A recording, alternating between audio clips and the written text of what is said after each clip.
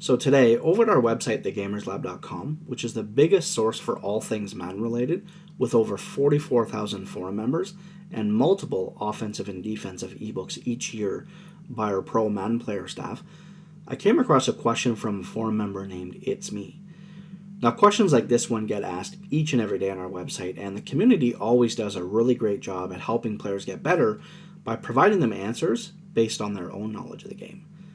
This particular question, though, I decided to make a video response for because I think it's an important question that needs to be answered for anyone that struggles making reads in the passing game. So he asks, how to improve your reads? When I'm forced to pass the ball for the majority of the game, I tend to throw a lot of interceptions because I suck at making reads and going through my progressions. What are different ways that you guys go through your reads and progressions? So, okay, let's take a look. Now, first, let's assume that we've purchased an ebook, whether it's from our site or another site. Whatever the case may be, we've got an ebook and we're ready to learn it. Now, we're going to assume, because we've purchased this ebook from somebody, that because it's on offense, they're really good at making their reads. For example, if you bought one from TGL, from Shutdown, or T. Davis, these guys are second to none at reading the field. When you play them, it's like whether you play cover 4, cover 2 sync, man defense, you blitz them, it's such a pain. It's like everybody is open, right? You've played that type of player before. It's just like no matter what you do, they find the open guy. How is that? Well, it's just they really know how to read the field.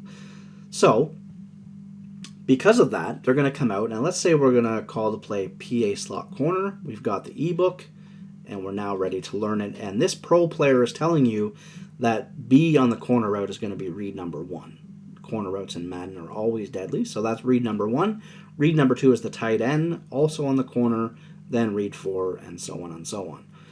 Now, we need to take into account that this is a pro player. They read the field a lot different than we do. For example, all the way growing up, the way I played Madden is a lot different than the way I play it now. A few years ago, I started losing vision in my one eye, and I went to the doctor. He said, you only have not even 20% vision in your one eye now.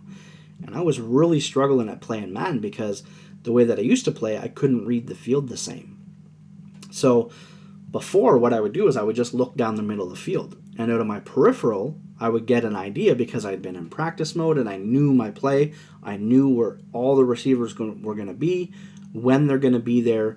It's like the Tom Brady in the NFL, right? It's all about timing. Well, that's kind of what I did. I knew my play. I'd look down the middle of the field, and I could read B and A almost at the same time, even though I'm not looking directly at them.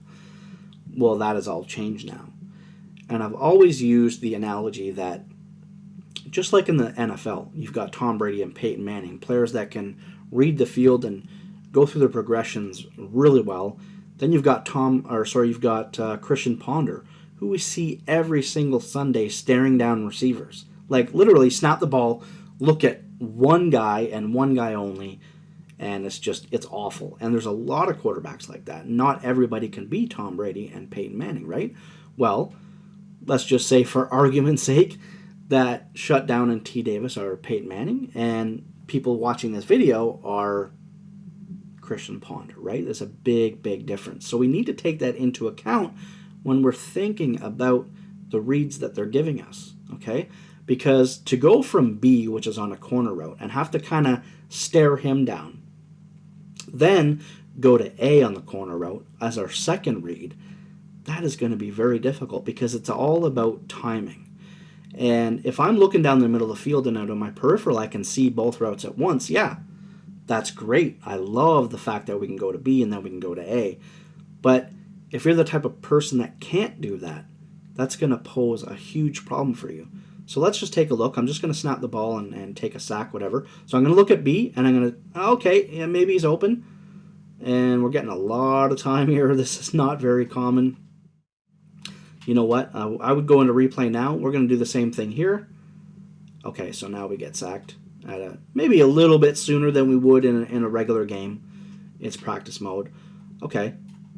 So read number 1, we need to look here. And this defender here is going to pose a little bit of problems at, are we going to see that he's open? Because we're certainly not going to throw the ball right here. So, okay, now we'll throw the ball, and we see that he's got some good separation. It's a corner route, and he's going right in between. Now, even though a pro player might notice that this guy's in a yellow, that doesn't matter, okay? Right about here, we look like we've got the space, and that becomes the time that we're going to throw to this receiver. But what if this yellow is playing up a little tighter, or what if this player here is playing in a little tighter? Well, now we need to go to read number 2, okay? Oops, so let's see. So we said we're going to throw the ball right about here. Now we go to read number 2. We see that this player is covered, so we'll give him to about here. Okay, so now we need to go to the next read. Well, unfortunately, we've already been sacked. And this is a big problem because we either have to do 2 things. We have to force it into this receiver when we know he's covered, or we have to force it into this receiver, or we just press a random button and pray, or we take the sack. This is a huge deal. It really is a huge deal because the amount of time that for somebody that's going to stare down receivers, the amount of time that it takes for this receiver to become a read, and again, he is open so we could hit him, but we're going to assume, just for argument's sake, that he is covered, that we're now going to have to go to this read. And we're not going to throw the ball, we're not going to decide immediately, so he's got to take a few steps, and now we're going to decide, and like I said, I mean, we're already on the ground. So that is a big problem. So what can we do to rectify this situation? Because we're not looking down the middle of the field, and we're not looking at these receivers in our peripheral. So what I like to do is, if I'm going to look at, let's say B and A are the 2 great routes in this particular play. This isn't a tip. I'm not telling you that these are great routes. I'm just saying, for example, I'm going to decide, because of my limitations, and because I like both routes, I'm going to decide, okay, which one is the better option for this particular play based on the defense and based on what I've seen my opponent do so far. So if I decide that A is the better option, I'm going to get, because it works the same way. If I look at A first and then try to go to B, it's going to be the same result. So what can I do here to help myself not, I can make reads quicker and whatever. So I'm going to decide, and I apologize for the rambling there, but I'm going to decide which receiver is going to be my main target, and then I'm going to change up the other route. So because the drag, Y, and A are all going, and even RB are all going to one side of the field, I'm going to now change up B, because B is posing a problem for me because it's not going to where the other receivers are, and it's going to take more time. So by putting him on a streak, that's something I could do. I could put him on a drag, and I could put X on a streak. There's a lot of things that we could do, but what we need to do is we need to make sure that our routes are kind of in our line of sight, because we're going to say that we are a Christian ponder, and we struggle at making the reads. So our eyes need to be in the same area of the field. And if they're not, to go from one side to the other, like I just showed you, is going to pose a problem. So let's just put B on a streak. Now I can look at A, then I can look at Y, then I can look at X underneath, and I can hit him for some yards, because I'm looking in the same area. In case you didn't get that, let's take a look. So A. I look at A and I see that that defender's there. But now, because I'm looking in that area of the field, I don't need to come all the way back over to this side and look at the corner. I can continue to look in the same area. I could hit Y. Here I just wouldn't want to throw a bullet pass. I'd want to pass lead down because this defender is going to pose a problem. But look at how now everything is right in my line of sight. I missed this read. He's not open. But now these players are running through my read progressions. And it's making it so much easier for me as a player who struggles at doing that to do what I need to do to get completions. Okay, so now what would we do in this play if we decided that B was going to be our first read? Okay, so we decide that B is going to be our first read, and even still we've got X and Y going to the opposite side of the field. That's not going to be that much of a problem, but we need to change up A, and there's a couple things that we could do. We could put A on a drag route, so now we can look at B, then we can look at Y real quick, which is somewhat in the same area, And then if he's not open, now because our eyeballs are in that area of the field, we can look at A underneath on the drag. So we look at B. Okay, so we throw that route. But again, we're going to go to replay and we're going to assume that he's covered. Now this is all just generalizations, of course. These plays mean nothing. Who's open, who's not open. The results of the play mean nothing. It's all about what we need to do. So we look here and we see that B, let's just say that he's covered. Okay, so these two receivers, as they're both cutting, as you can see, one is on the corner and one is on the post, they're not that far from each other, right? So we don't really have to do much to notice that, hey, yeah, Y, wide open, let's just hit Y. If Y ends up being covered because they're using a safety, well now we just go right to the same area, kind of left hash, we can hit the underneath drag. So you see what I'm saying? We've given ourselves 3 options because we know our limitations. We can't be going back and forth like left, right, read, read, read. No, that's we can't do that. We have limitations. It's just not an option. So despite what we saw in the ebook, we're going to set up ourselves to have better success. We're still going to take into account that the person giving us the tip is telling us that the B receiver is the number 1 target and A is the second. But because we know what our problem is, we're going to say, okay, yeah, that's cool, and I love this play, but let me just tweak it a little better so that it can suit what I like to do. We can even put X on a streak. So now we don't have drag, because maybe the drag is pointless. So now we've got 4 receivers in our line of sight. And because of that, and maybe even we want a little more time and we know that RB is going to a side of the field that we don't want, let's block a running back. Because now, instead of doing this might be pointless to us. If we're going to look at B first, RB is going to be pointless based on what I'm telling you. Because now we're going to have to look all the way over the other side of the field, so why not just get that extra protection, right? It all kind of plays into what it is that we're trying to accomplish.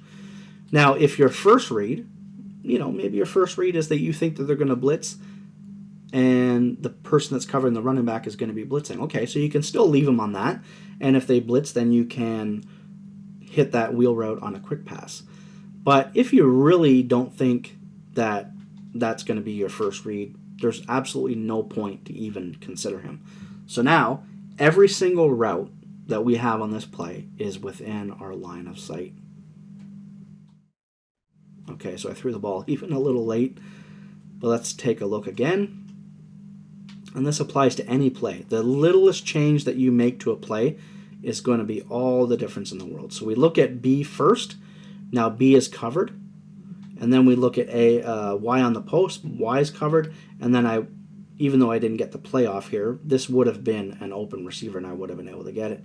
And then if that doesn't work or whatever, maybe we just, for fun, we see one-on-one coverage. Well, now we can just launch it deep because here we're looking at B and B and X on the streak. I mean, they're right side by side.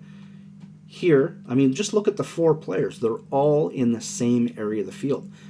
We've used the play that we found in the ebook. We are taking everything that they're saying into account. We know that it's a great play based on the initial setup, but a little tweak here and there, and we can actually cater it to be better suited for us, that we can have a lot more success. Now again, every play is different. It depends on what they're telling you in the ebook, why they're telling you that this route is successful. Maybe a streak is going to interfere. Maybe it's going to pull a zone into that area. As you can see here, this particular zone went way up. So it might not be the best idea to put a player on a streak depending on the play, but you need to take those things into account and make those subtle changes that are going to allow you to have success, because you really can only look at one side of the field. That's your problem. And look at this. We've got 4 players here, and I mean that's a decent amount of time that's went by that we've been able to look, and 4 players, all generally within the same area of the field. We've blocked the running back. We should have had the extra protection, but like I said, on Next Gen, they do a really good job with a 4-man rush. Apply that to every play. hopefully this video has been a lot of help to you guys. It's the best way that I can explain on how to make your reads and to do things better. But the littlest tweaks, like I said, really can make the biggest difference in your game.